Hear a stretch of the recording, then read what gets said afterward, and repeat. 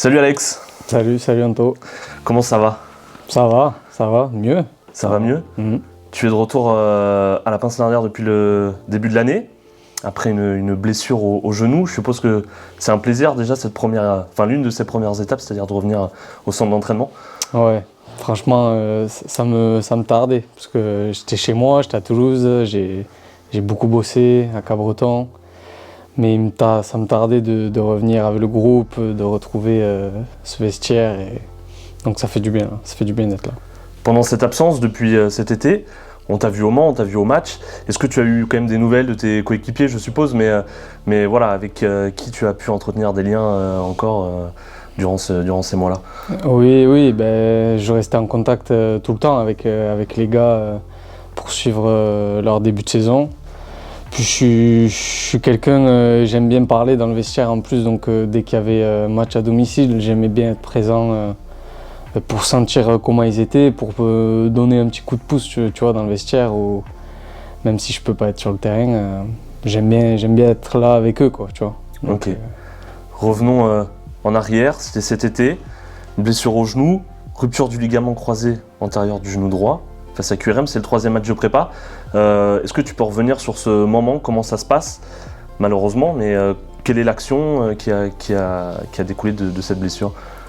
Honnêtement, tu cherches 45, tu te poses 45 questions quand tu te fais une blessure comme ça et tu te dis pourquoi j'ai fait ça, pourquoi ça s'est passé à ce moment-là, qu'est-ce qui s'est passé, et puis c'est des détails, hein, tu sais, c'était un 3e match de prépa, je me sentais bien, en plus au meilleur de ma forme, franchement.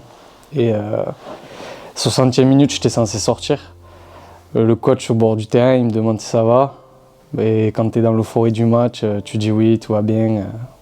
Et puis arrivé 61e minute de jeu, action d'arrière, un saut anodin, hein, que tu fais tous les jours, que tu fais chaque match, tu en fais 40, des trucs comme ça. Et là, je sais pas pourquoi ça lâche.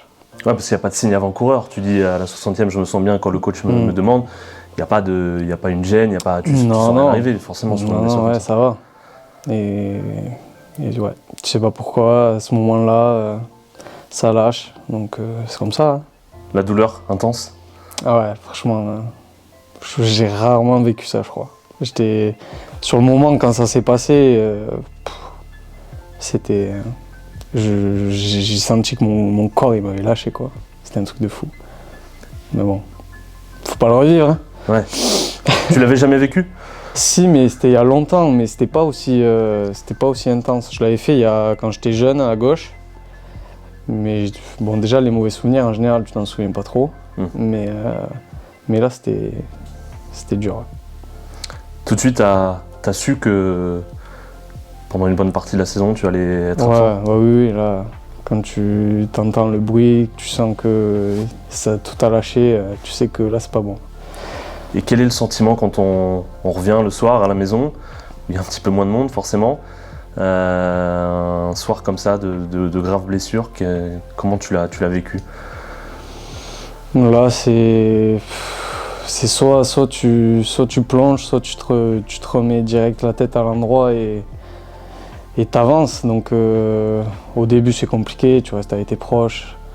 Après ça allait vite dans le sens où je me suis fait opérer la semaine d'après, donc ça te permet de te projeter et de passer les étapes au fur et à mesure, tu vois. Mais oui, au début c'est compliqué, hein. Tu vois que ta saison elle est foutue. C'est pas facile, mais ça va. Ton tempérament, justement, toi, c'est de... Voilà, tu dois digérer forcément, au-delà de la douleur, mais tu dois digérer et tu essayes d'avancer tout de suite, ou il y a quand même un long moment où c'est dur?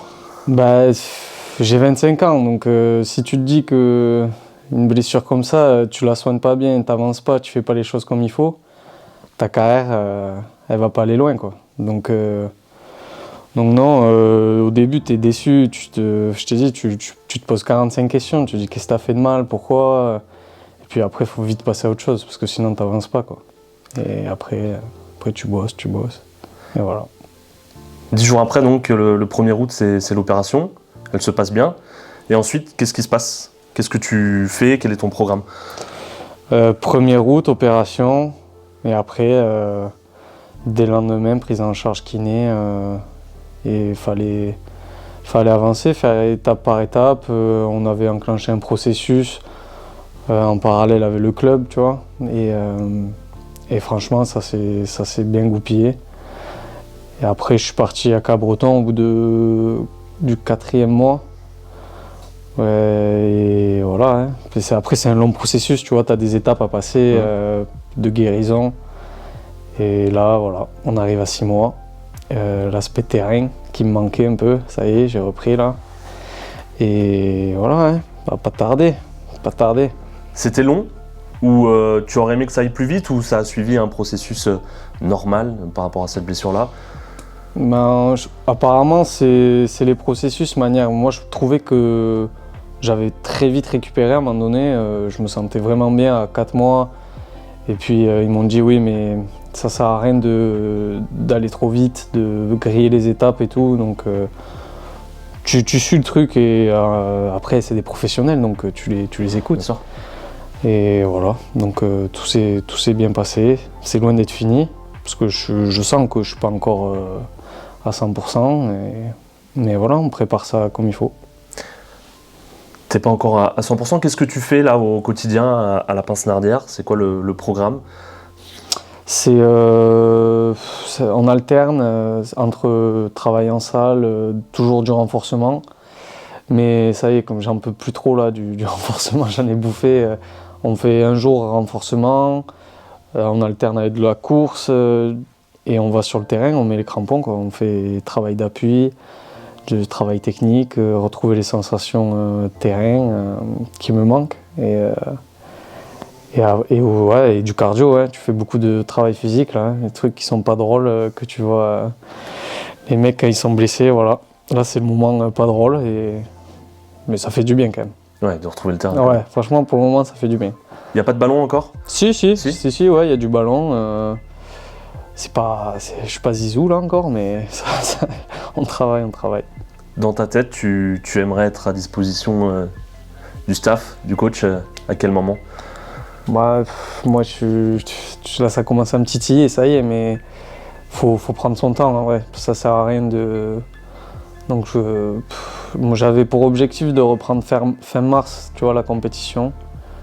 Mais si c'est pas possible, tu vois. C'est pas... Tu forceras pas? Ouais, je forcerai pas. En plus, faut voir hein, si j'arrive à retrouver le niveau rapidement ou si c'est un peu plus long. Mais bon, cette année, elle est compliquée, tu vois. Donc, mon objectif, c'est être en forme saison prochaine, arriver pour tout casser la saison prochaine.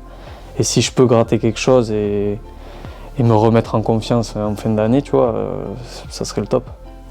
Tu as reçu beaucoup de marques de soutien pendant cette période. Je pense, là, j'ai cette image du maillot de QRM que les joueurs de QRM t'avaient dédicacé puis envoyé.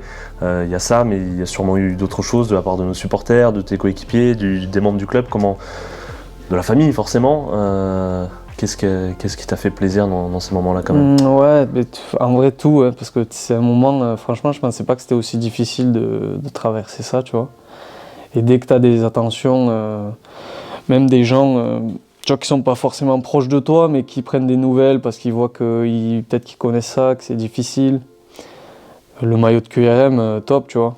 Les mecs de QRM, je les connaissais pas forcément, et le fait qu'ils m'offrent un maillot, qu'ils prennent des nouvelles. Le préparateur physique, il m'a appelé 2-3 fois.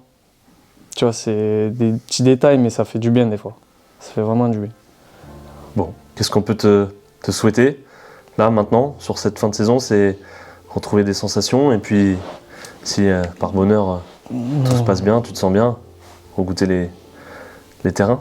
Ben franchement, passer devant ce stade Marie-Marvin tous les jours, là ça y est, là j'ai envie d'y rejouer dedans. Donc ce qu'on peut me souhaiter, c'est rejouer la montée avec Le Mans là, dans ce stade avant la fin de la saison. Ça serait le meilleur des vœux là, pour le moment. Ok, on te le souhaite, Alex. Merci voilà. beaucoup. Ouais, merci. Bon courage. Merci.